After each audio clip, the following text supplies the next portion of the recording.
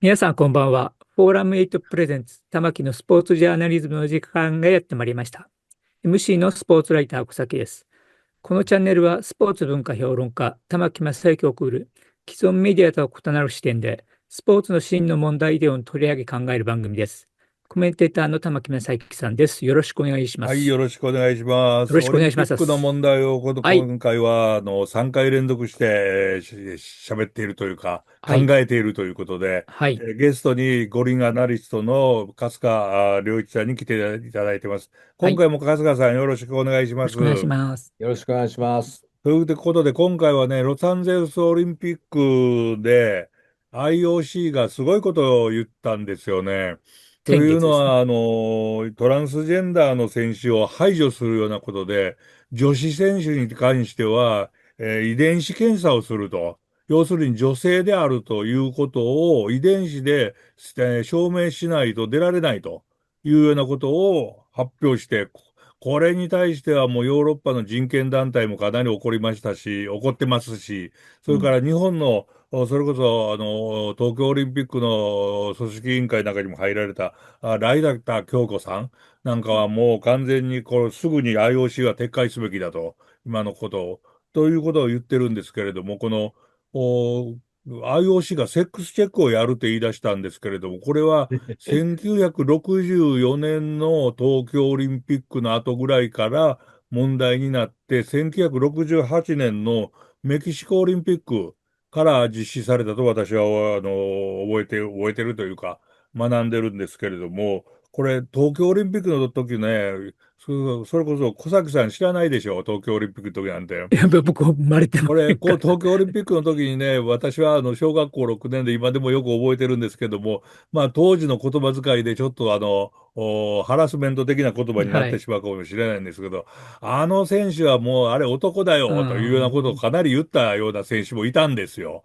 これソビエトの選手にいたんですけれどもうん。ね、砲丸投げの選手であるとか、それから七種競技に出た女性選手であるとか、というような言い方をしていたら、メキシコからはセックスチェックが入って、それが20世紀が終わる頃までずっと続いたんですよね。女性は女性の、要するに遺伝子としてはっきり判定できる人でないとダメだと。ところが、その21世紀になってからそれは人権的に大問題であると。人権問題があるし、それから男性と女性というふうにはっきり分けられるもんではないということで、テステステロンという、ホルモンですね。はい。それの量で分けようかとか、いろんな意見があって、ちょっと揉めていたところに、アメリカのトランプ大統領が、その、おに、に世の中には男と女しかないんだと。で、トランスジェンダーの選手は、スポーツに出ちゃダメだというような大統領令に署名したんですよね。就任してすそれで、ぐでしたね。そう。一番最初にやりましたからね。それで IOC なんかは、だってロサンゼルスオリンピックは IOC の言うことに従えというのかなと思っていたら、逆にトランプの言う通りに、やっぱりセックスチェックを再現すると、もう一度やり直そうということに、コベントリー会長が言い出したんですね。これはやっぱり大問題だなと思って、春日さんにもを聞きたいと思って今日も来ていただきました。さて、どうですか、春日さん、この IOC のコベントリー会長のうん。セックスチェックの問題は。これだから、コメントリー会長も決心して発表するのにはすごい、かなりの決断、勇気がいったと思うんですけど、たうん。だ、そんな簡単に結論出したわけでないってことも、やっぱり言わなきゃいけなくて、はい、まあ、はい、当然、IOC のでもこの問題、まあ、東京オリンピックの時にはトランスジェンダーの、ウェイトリフティングの選手が初めはい。て参はい。加しましたよね。はい。だからこれもありますし、あと、東京オリンピックは新しい東京オリンピックの時ですよね。そう、ええ、2020年ですね。21。すいまそせん、の前ですいません。はないんですけど、すいません、そのすいません。前の東京オリンピックはなかったんですけど、そなれがかったです。問題になって、なんだ玉木さんさっきおっしゃったように、はい、1968年からやっぱりちゃんとセックスチェックしてからなるんはい。ですね。で、その後、セックスチェックって言い方自身がその男女差別っていうかね、はい。もたらすということで、フェミニニティコントロールって言ったんですね。だからおー。女性管理っていうのかな。そうれが、ん。僕がちょうど JOC 入った頃は、それでした。フェミニニテああ、ィコントロールって必ずあって、う口腔粘ん。膜を取ってやるって。はい。私はちょっともっと危険、実際に見たりとかしてやうってたらん。しいんだけど、うん。そういうこと、人権問題やっになります。てましたよね。そうですね。だから口の中の粘膜を取って、そのはい。細胞から DNA で、うん。要するに XX なのか XY なのかと。要 SRY す検査っはい、ていうのそのがある。中にあるSRY 遺うん。伝子というものがあうん。るかどうかどうか。うのチェックん。です。スクリーニングですね。それでずっと来たけど、さっきおっしゃったように、シドニーの前にそれがいわゆる性差別になるからってこはい。とで、人権問題から排除されました。といううん。ことその中で、ただいろいろ問題が、起きてきましたよね。はい。パリの時のボクシングの問題もあったりとか、はい。いろいろあったので、それはどうやって判断するのっていうことでうん。ありました。で、もう一方で、女性のスポーツを保護するって言い方なんですけど、コベントリーとかうん。ずっと言ってたうん。のは、女子スポーツっていうカテゴリーを守るために、本当に女子である人だけが出れる世界にしないといけはい。ないんじゃないの、そうじゃないと不平等でしょっていうことで、うん。人権の問題とうん。スポーツが求める公平性の問題、このはい。2つをどうやって折り合いをつけていくのかっていうことで悩んでいたわけでうん。す。で、2023年の9月から、つまり、2022年の北京終わった後ですけど、はい。23年からその IOC がそのプロジェクトを立ち上げて、うん。その中でいわゆる専門家ですよね、はい。科学者や医療はい。関係者や、うん。いろんな人を集めて、その中でその科学的な研究をずっとしていくと。で、こはい。れは競技特性がやっぱりあるので、競技うん。によってその男女差別がある、男女でも、要するに男性的な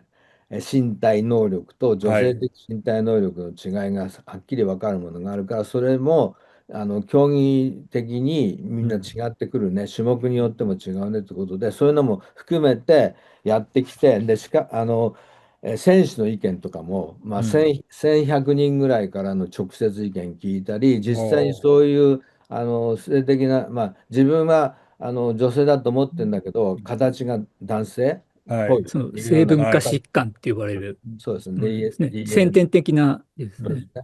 で、そう TS。いうものの問題も抱えてる選手たちの意見も全部聞いて、うん。そういうのもいろんなことをですね、頑張ってやったっていうの、うん。頑張ったんですよ。で、その結うん。論として今回出てきたのが、前に戻っちゃった感じなんですけど、おっしゃるように、うん。その SRY の検査はいはい。はい。によってやるのが一番その身体的にも影響がないし、あと1うん。回限りの検査だからそれによってその人権を守るっていうか、そうん。の人たちのプライバシーを守る方向に持っていくよってんで、それで問題があったら相談する人もつけるよみたいなとこまでやって、うん。今回の発表に至ってるっていう、うん。苦渋の決断といえば苦渋の決断をしたんだよっていうのが、あ、今回のことだと思います。なるほど。で、これがどうかっていうことはまたこれから議論したいと思うん。うんですけど、うん。早速そのコベントリーが発表したらもう大騒ぎになっちゃってね、はい。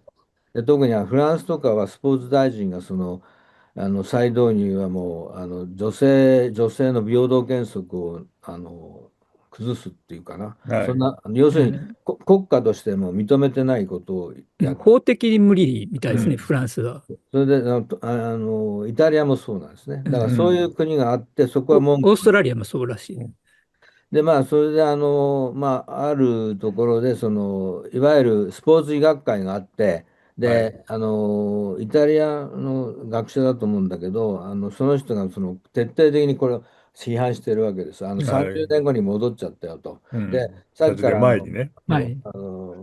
おっしゃってるように、その SRY の遺伝子検査だけでは、男か女かっていうのは判定できないっていう、うん。科うん。学的な根拠もあって、さっきおっうん。しゃってた、いわゆる本当に、なんだろうな、ちょっとなんか専門的な言葉でね、うん。偽陽性が出る確率も非常そうそう、にあるっそれていうと、もあるしね、ええ、なんか結構具体的にですね、その SRI を持ってても女性だという、うん。そういううん先天うんうん、的なそそうのそうそう、病気というか疾患もあるっていう疾患もあ話ですね。るっていうこと。だからそういうことがあるので、うん。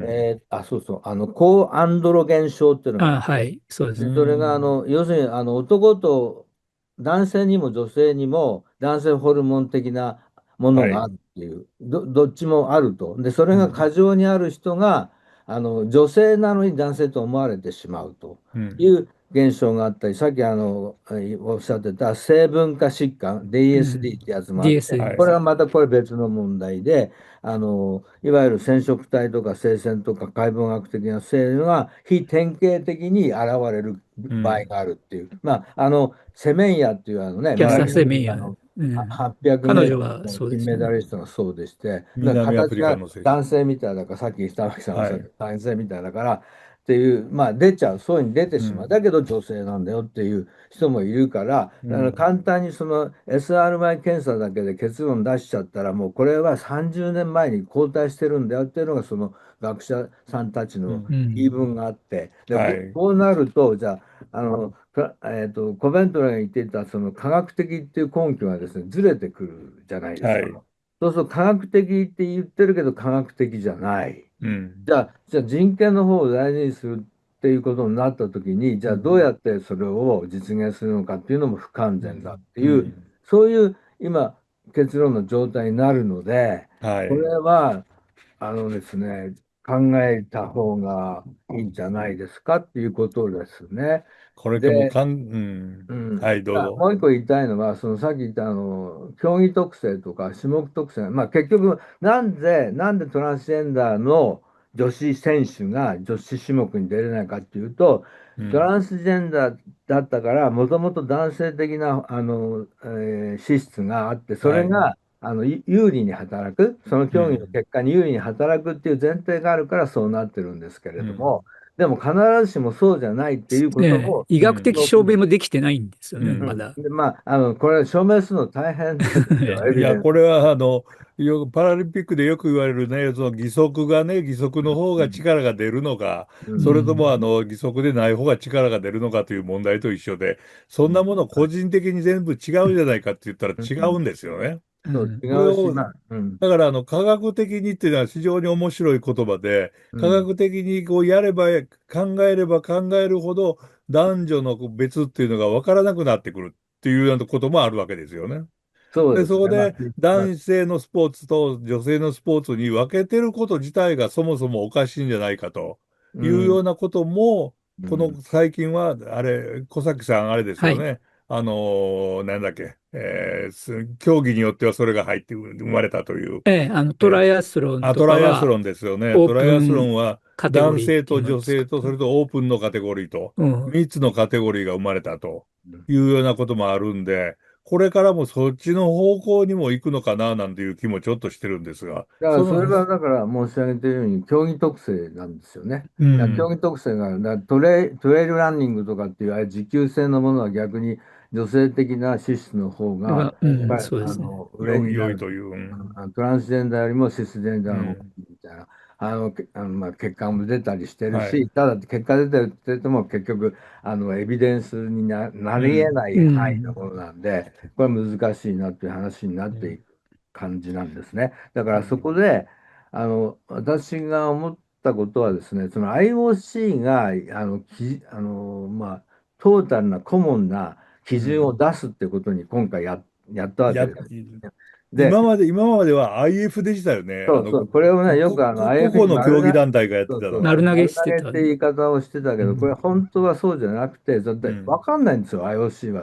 うん、うん。要するに選手を持ってるのは IF だから、そこは、はい。それで、その競技種目っていうのはちゃんと管理してるのは IF だから、そこにうん。任せるべきことだったと、あ、今もなるほど。そうだと私は思っていまして、うん。そこを IOC が全部トータルでやるよって言っちゃったことに今この問題があると思うんですね。その、うん、トータルでやるよと言っちゃったことについては、そのトランプ大統領への寄り添い方ということがそこに働いたんではないかという、そういう見方はどうなんですか？まあ、そうね。だから、そこまで言い切れないですけど、僕はまあ言ね。い切れないかもしれな言い切れないいけども、ですけど、結構た、匂うなというただと。僕、逆に言うと、そのトランプとうまくやろうなんて思っちゃダメなんだよね。要するにうん。う IOC ん。は。つまり、ええ。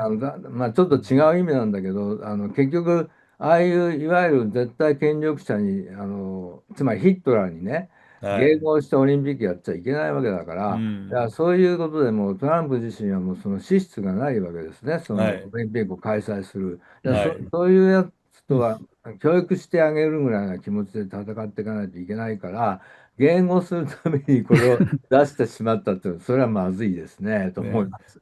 あれ、で、フィファの会長も、インファンティーノはね、インファンティーノが、ごますりフィファすりまくった平和賞んですよね。なんていうのを渡して、え完璧にごますりが始まったと。うそうね、まあ、ん。IOC はまだそこまでは行ってないのかもしれないけれども、かなり匂うよねというようなところまでは行ってしまったというん、うことは言えますよね。だから、そう、そこで、つまりなぜこの時期にうん。これを出したのっていうところが問そ題になるわけです。う。うん。つまり、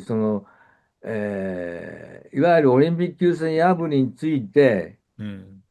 ちゃんとしたことを言うべき時期に、トランスうん。ジェンダーのことをなぜ言ったのかっていう。あうん。だからこの時期の問題に対して、実は僕はこの件に関してコメントへの記者会見も全部聞いたんですけあ、はど、い。その時にいつも、これで言ってね、まあ、あんまり質問しない日本の記者が質問して、なんでうん。この時期なんですかなって鋭い質問をした方がおー、思った。はい。そしたらコメントリーが全然取り違えちゃって、うん。これは私がIOC の会長を立候補するときに、この問題はすぐに決着つけないといけないと言いましたから、それでやったんですって言ったのね。おー。だけど、だから彼が聞きたかったこいや、とははい、はい。違うじゃん。だからこ要するにの時期です優先よね。う破りについん。て言うべき時期になんで言ったのって話なんだけど、そこまですり替わっちゃったっていううん。ことがありました。だから、うん。そこの部分で言うと、ちょっと本当にこの問題から結構攻めていかないと、うん。IOC が危ないかなっていうう感じがん。する。で、コベントリーもなかなか政治家ですね、その答いや、弁は。逆に言うとね、政治家じゃないよね。つまりうーほら、なんて言うんだろうな、例えば IOC が全部決めますっていうと、まあ、わはい。かりやすいでしょ。で、まあ、まあ、わかりやすいですよ、素敵だそら。なと思う部分もあるわけですよ。だかはい。ら、例えば強い日本にするって言った方が響きがいいし、みんなわーって手を挙げるわけ。だけど、本当に強い日本を作るためにはどうするのっていうのは別の問題で、うん。だからコメントリーがもし IOC をうまくやるとしたら、まあ、バッハ式にね、つまり結論出すべきとか出さなかったり、まあ、ああいうふうにうん。任せたり、そういうふうにして IOC が決定する機関というよりも調整する機関の方になっていかないうん。とうまくいかない部分が政治が絡むのであるんですよね。だからそこはい。を全部白黒つけていくって方向に行くのはこれスポーツポリティクスのディプロマシーとしてまうずいなっていうん。のは、うまあ、ん。スポーツ外交をやってきた僕はそう思うしう多分ん。そういう連中はそう思ってるはずなんですよ。でそれやっうん。ちゃってるからこれうん。はねやばいんじゃないかなっていう気がしてまして。で、ななぜるほどね。僕はその IFIF っていうかっていうと、例えばもうパリでもそうでしたけど、そはい。の国際陸連はもう絶対ダメなんですよ。はいはいはい。要するにトランスジェンダーダメっていうのがトランス、はっきり。去年からやってますもんね。で、同じやり方を。自転車もそうだ自し、転車、競技団水泳も。体でもちゃんと主張してるとこあって、うはい。でそれはん。なんかスポーツのその競技団体の事実を認めれば IOC も認めざるを得ないことだから、それうは任せん。ますよって言っとけばいいと思うんです。うん。うん。そこうん。を全部決めないっていうね、その事実を守るっていうそのスポーツ理念というか、スポーツの原則で教えることだから、そこは競技団体に責任持ってもらいたいなってういうふうにやっん。ていけば、それがいわゆるアドミニストレーション、IOC のアドミニストレーションのやり方じゃないかなって思ってて、そこがなる。ちょっとね、思います。だからこれはアメリカとイスラエルを批判しないっていうところの政治学も絡めて、はい。やんなきゃいけないんだけど、逆に僕うん。はそのアメリカをちょっと言いくるめるオリンピック優先守れって言ったうん。方が、2年後のロスのオリンピックをうまくさせるために良かったと思うわうけです。ん。で、逆にそのトランスジェンダーのことは言わないであやふうんやにして、もう直前まで分かんないようにしといた方、うん。まあ、競技なんて任せた方が良かった。任せ、いうふうまあ、に思う。まあでもコメントリーはもともとその会長選の時にも言ってましたよね。これ、女性のスポーツを守るっていうことを。そう言ってて、でもそうだから、いう、そういう会長候補は多かったんです。うあの、ん、7人いたんですけど、コベントリーもそうだし、自転車の、アパティアもそうだはい。し、それかビらジョンもそう。エイスっていう、フィスのね、うん、スキー連盟の会長もそうだうん。し、当然、コーもそうだし、うん。で、まあ、ちょっと分からなかったのは渡辺さんだけど、渡辺さんはすぐにコうん。メントにこれ言ったら賛成って言ったから、こっちだったかなと思ったんだけど、そうするとね、言って、あんまりはっきり言わなかったのはサマランチジュニアですよね。ああ。ああ、だからサマランチにはその国際スポーツ政治学が分かってると思うんです、う僕は。だからん。そういうことができるうん、人じゃないと、まあ、うん。うまくやっていけないんじゃないかなっていうう感じがちょっん。としてて、そういう観点かうん、ら今回この問題を見てたんですけど。なるほどね。IOC と、それから FIFA がですね、そのワールドカップだとか、オリンピックの、オリンピックイベントですね、にはい。ついて、選手を集めて働かしてるじゃないかというようなことを、あれが、ダブル、ILO だ。ILO ね。ILO が、決めたということもあったら、時に、FIFA とその IOC は自分たちは主催者ではないんだと。要するに、対応しているだけだと。要するに調整しているだけだとうん、いうような言い方をしてるんですよね。要するに自分たちが、プロのスポーツマンに対して、プロスポーツをさせているんではなくって、ルールを作ったり、規則を作ったりして調整しているんだと言ってる。要するにそういうふうに言っているから、IOC はプロのスポーツマンに対してギャラを払わなくてもいいと。これは要するに、えーよ、あの、過重労働を逃げてるんではないかというようなことを ILO なんかはちょっと示唆してるんですよね。うん、このあだから、たりで言うならば、ああいう今の、春日さんの言う通りの、要するに、レギュレーション、レギュレーターがやってるのが IOC だからというならば、IF に全部任した方が本当は正しいやり方になるわけですよね。もちろんそうですね。だから、今の問題で うん。IOC とFIFA を一緒にするはい。のは間違ってます。うん。IOC はもう選手全く持ってないし、うん、はい。つまり IOC はあくまでも本当にオリンピックの主催団体、主催オ団体。リンピックを唯一主催できる団体にはい。過ぎない、ある意味では過ぎない。だからそこに集過ぎない。まってくる人たちの、参加する人たちの意思っていうのは自由意志に過ぎませんから、うん。そこに強制するあれうん、もないし、力もないと。ノーギャラだし、ノーギャラで。やるっていうのは、これがまあオリンピック精神ですようね。だけん。ど、FIFA の場合は選手はそこに所属しないとプレーできないわけですよね、もう基本的に。FIFA に、要するに、FIFA の下部組織である、例えば日本だったら、JFA、JFA。日本サッカー協会っうん、ていうのは FIFA の下にある組織なんですよね。そうです。加盟要す、競技団体ですね。要するに JOC っていうのは IOC の下にある組織じゃないわけなんですよね。そうですね。各国の、要するにオリンピックムーブメントを推進する団体であって、うん、それが選手を送り出してるだけだとうん、そういうこということになるわけですよね。そうしたでらどう考えても今回のコベントリーの、要するにセックスチェックの問題とあえて言いますけれども、このコメントはやりすぎましたね。失敗ですね。だからその部分で言うとそうですね。ね持っていき方が、先ほどからもしつこく言ってるえ。うん。IOC のスタンスっていうのは非常にデリケートなものっていう。だから、で、そのことを忘れちゃいけないと、まあ、権威としてこうだってうん。決めるものと決めないもの、で、決めるものとしてはこれは非常にデリケートすぎる問題だったんじゃないかっていうことまあ、だとちょっと思うんです。例えが悪すぎるかもしれないけれども、IOC っていうのはある意味で象徴天皇制みたいな感じがあって、その下に、いろいろ IF があってところに全て、任していると。でも象徴天皇制がなかったら、オリンピックムーブメントもできないし、オリンピックのイベントもできないうん、となるほど。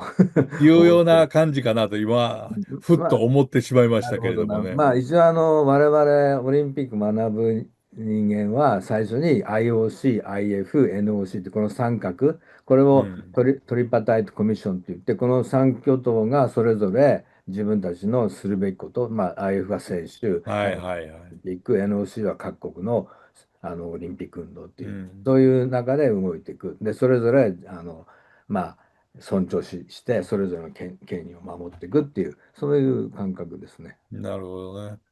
ちょっとコベントリーは勇み足かな、勇み足でもないのかな。